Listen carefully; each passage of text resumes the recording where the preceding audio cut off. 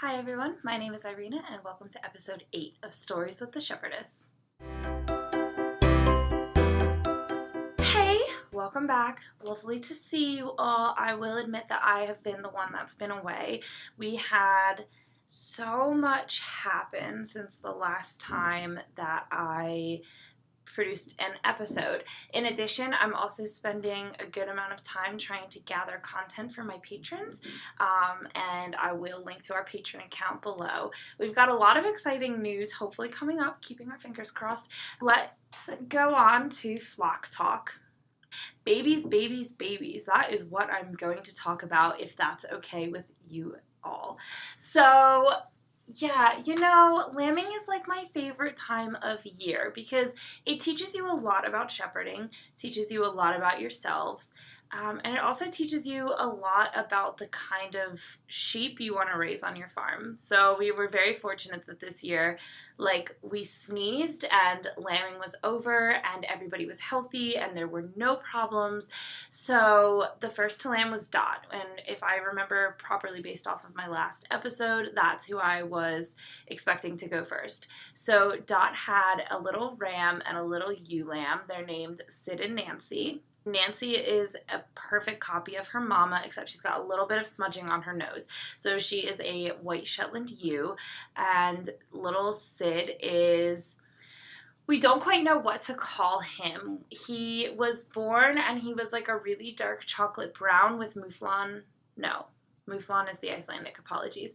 He was a really dark chocolate brown with gullmidget markings, which means that they've got little patches around their eyes, and then they kind of have almost like a mask, but like they're wearing a mask. So it's kind of, there's like a jawline mark in like a lighter color, and it goes down and around their belly, and then they've got a perfectly white stomach. We thought that was him, but he had a really spotted face. And now as he is getting older and growing up, he seems to be looking more and more like his daddy, Cypress, who... we've only raised Shetlands for 2 years, so I'm not as well versed in the color patterns, but that is something that I want to strive to be better at for this upcoming season after this one. So he's probably going to look like his daddy. He doesn't have as nice of a horn set as his brother Graham did from last year, but we're going to grow both of them out still and see who will be kind of the next breeding ram in the flock for a possible few girls that we could be getting from friends up north. So Dot had a ram and a ewe. So on Earth Day then, April 22nd, I got a call from the neighbor, and they were like, hey, the boys were like running around the neighborhood, and they noticed that there were 2 new lambs in the pasture, and the mom looks super stressed. Can you come down now? Like, they don't want to, So I closed up shop because you never know. You'd rather be safe than sorry. So I closed up shop, but luckily I had a friend come and reopen, so we were only really closed for like 10 minutes, so it wasn't a big deal. Ran down to the farm. I was all ready to do bottle babies. I was ready, like the worst things possible were running through my mind. And Monica, who was one of the ewes that we got from Oregon last October, she had lambed. They were huge, both the lambs and Monica before she had lambed. They're massive. And she had a little black ram lamb, Rowan, and a little white ewe lamb, Flora, my little Earth Day babies. And so Monica was trying to be a good mom, but she also wanted to hang with her friends because she's fairly social within her own circles. So we, because I was watching her and she would want to see the babies, and she wanted the babies to come with her, but she didn't know why the babies weren't coming with her, and she wanted to, so she was just stressed out. And I was like, you know what? You don't really have an option. You're going to be locked in with your babies. So I moved them to a lambing jug. And they were there for about 2 days, and they bonded really well. So these lambs are cracking. They are beautiful, beautiful, beautiful sheep. Really gorgeous features. The ram lamb, Rowan, he might gray out a little bit. He has a little bit of white starting on his sides, which technically gray Wensleydale's is not a thing. It's just there's multiple shades of black within the spectrum. But Monica, his mom, is definitely like she's more of like a silver black anyways, so he's probably just getting that from her. Finally, sometime before the end of April, no, I take that back. Like it was like May 4th. It was like the day before we like were packing and leaving for Maryland Sheep and Wool. I went down and I was like, Agatha has to pop today. Like, she cannot go any longer. She is huge. She's so uncomfortable. And what do you know, 2 little white lambs were following her in the pasture. So just for safety reasons, we put them into lambing jugs just so that they can have a chance to bond with the mom and know where to find the milk and all of that. So it was a little boy and a little girl. And we took a while to name these ones because it wasn't like they were born on a specific day. And like my dad had named Sid and Nancy because he was the one that found them with Dot. And so we finally decided on the name Archie and Frankie. Archie is the little ram lamb named after Archie Harrison, Mountbatten Windsor, the new royal baby born to Meghan Markle and Prince Harry, because even though my dad's from England and he doesn't necessarily follow along with the royal family, we still got up and watched all of the royal weddings early in the morning. So it's still kind of like ingrained in our house. So we've got Archie as the ram lamb, and then Frankie, short for Francesca, and so we're very excited to see how those 2 lambs grow out as well. So all in all, we had 3 boys, 3 girls, 6 lambs total. Pretty good odds. We're going to grow everybody out and see who will be acceptable breeding stock as well as fleeces, because as you know, we are a fiber farm first, and fleeces are definitely the more important aspect to us, but we also want to maintain the integrity of the Wensleydale breed, so we are also trying to breed for breed standard. So that's what's happening in Flock Talk. I don't have any works in progresses right now. So that's what's happening in Flock Talk. I actually don't have any works in progresses right now, so we're just going to move straight on to finished objects. So I have been knitting like a mad woman recently. We had a few like events happening at the shop that I wanted certain things done for. I had, you know, some knitwear designs. So my 3 major ones are my Cloudy Day Cardi, which is designed by Carrie Hoge of Matter. This was in her anthology 3 that just released, The Seaside. So it's just a very basic short sleeve cardi. It's really lovely. So this is knit out of our Pure Timi yarn. It only took like 2.5 skeins, which was awesome.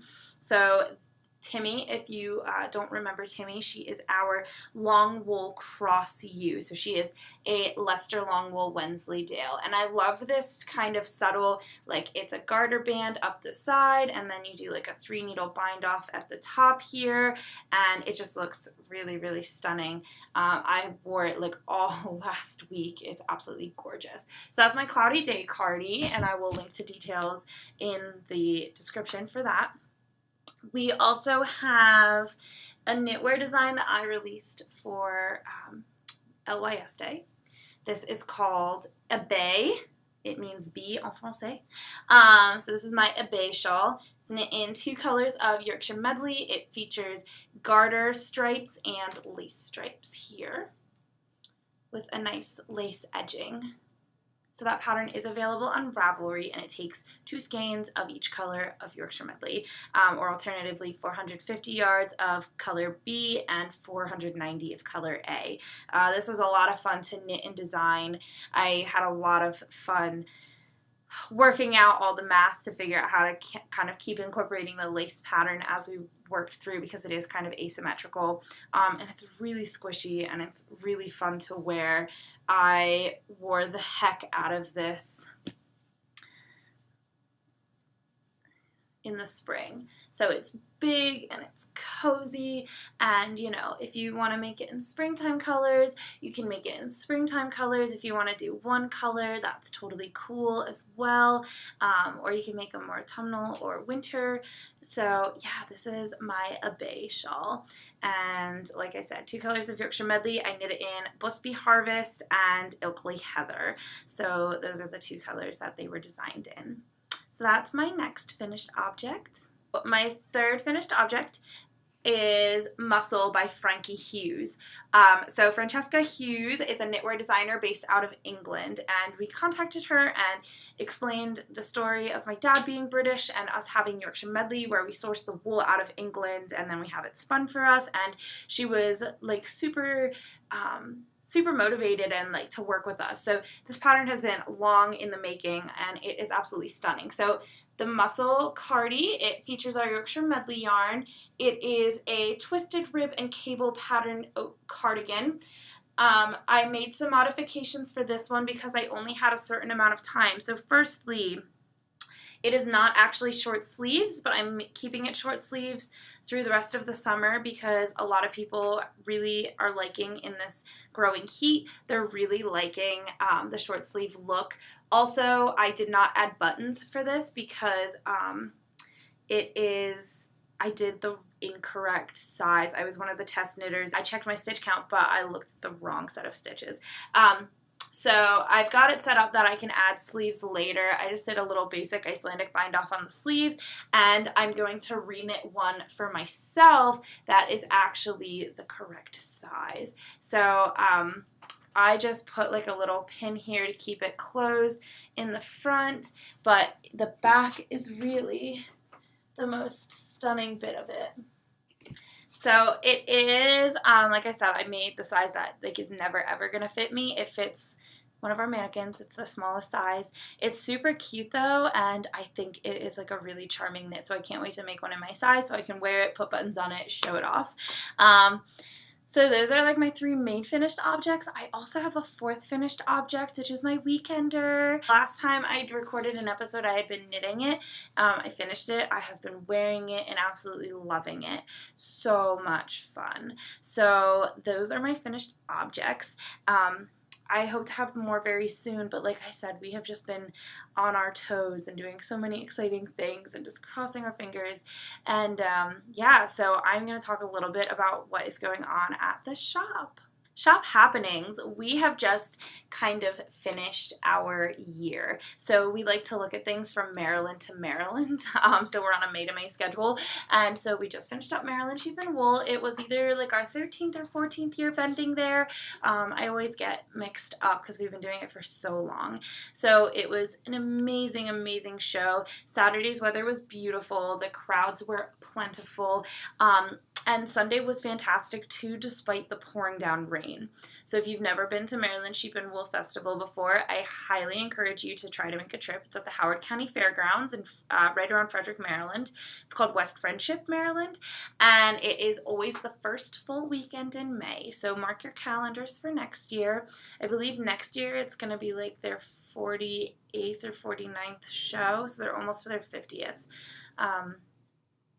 So yeah, Maryland was a lot of fun. For Maryland Sheep and Wool, we released our newest color of Yorkshire Medley called Meadow Rue.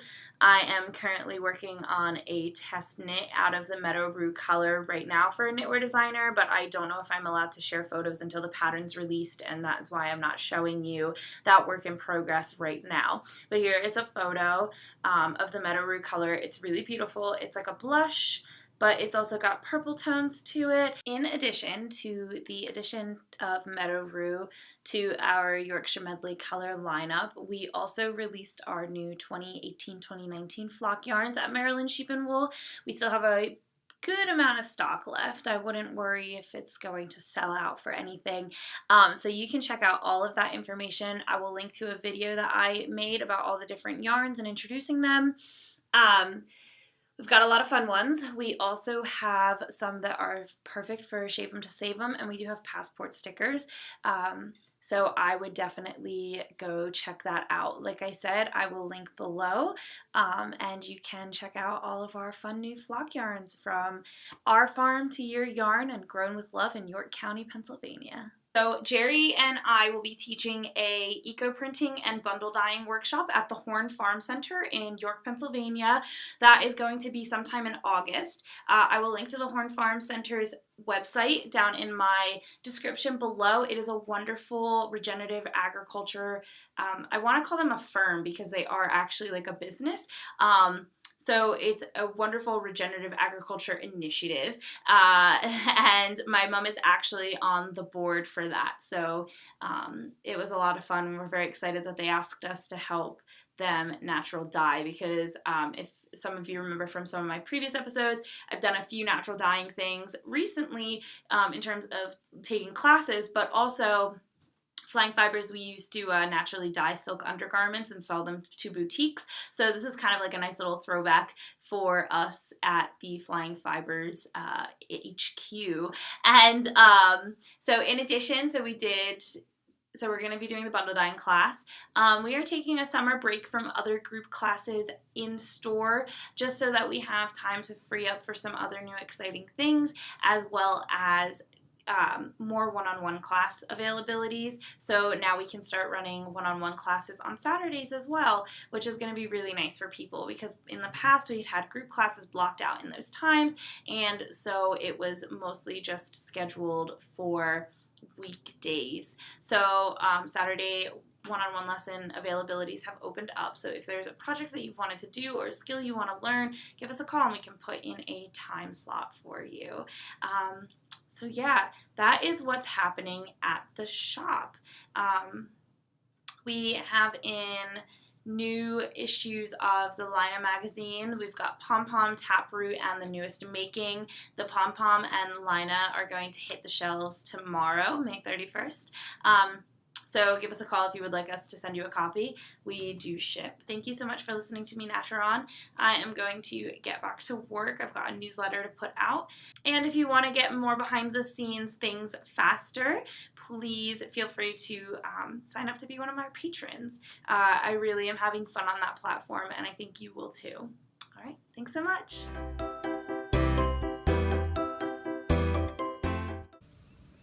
Hey everyone, thanks so much for following along with our video podcast Stories with the Shepherdess. If you would like to stay updated, you can follow us on Instagram at Flying Fibers, or you can follow either of our Facebooks, Flying Fibers for our yarn shop in Landisville, Pennsylvania, or Flying Fibers Flock to keep updated with happenings on the farm. Thanks so much!